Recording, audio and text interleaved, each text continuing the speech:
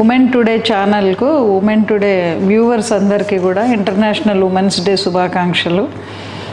నా పేరు Bharati Lakpati Naik, IAS, special secretary to government public enterprises department.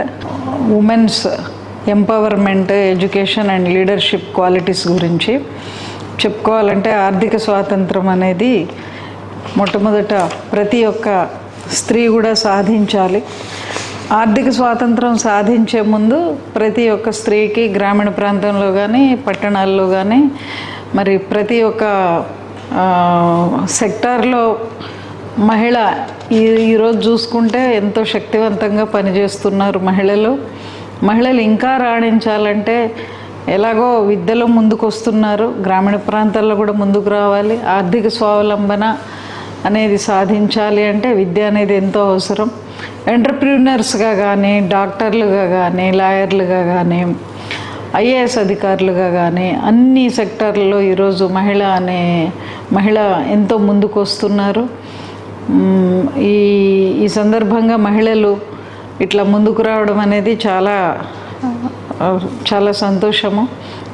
వారి మీద ప్రభుత్వాలు, అదేవిధంగా అంతర్జాతీయంగా చూసుకుంటే అంతర్జాతీయ సంస్థలు, యుఎన్ఓ ఇటువంటి సంస్థలు ఏవైతే ఉన్నాయో, యునైటెడ్ నేషన్స్ ఆర్గనైజేషన్స్, మహిళల యొక్క వాళ్ళ వెల్బీయింగ్కి, వాళ్ళని స్ట్రెంగ్తన్ చేయడానికి, వాళ్ళని ఎంపవర్ చేయడానికి ఎన్నో రకాలుగా వాళ్ళు ప్రతిసారి ఒక థీమ్ తీసుకొని ముందుకొచ్చి వాళ్ళ ఎంపవర్మెంట్కు కృషి చేస్తున్నారు. అదేవిధంగా రాష్ట్ర ప్రభుత్వం, కేంద్ర ప్రభుత్వం కూడా మహిళల యొక్క వాళ్ళ వెల్బీయింగ్ కొరకు ఇంకా చేయవలసిన అవసరం ఉంది.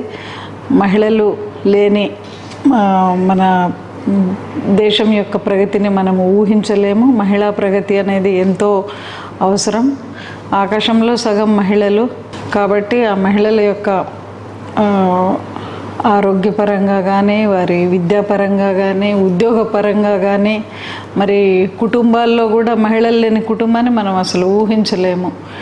ఈ విధంగా మహిళల యొక్క పాత్ర చాలా ప్రముఖమైనదని నేను భావిస్తున్నాను.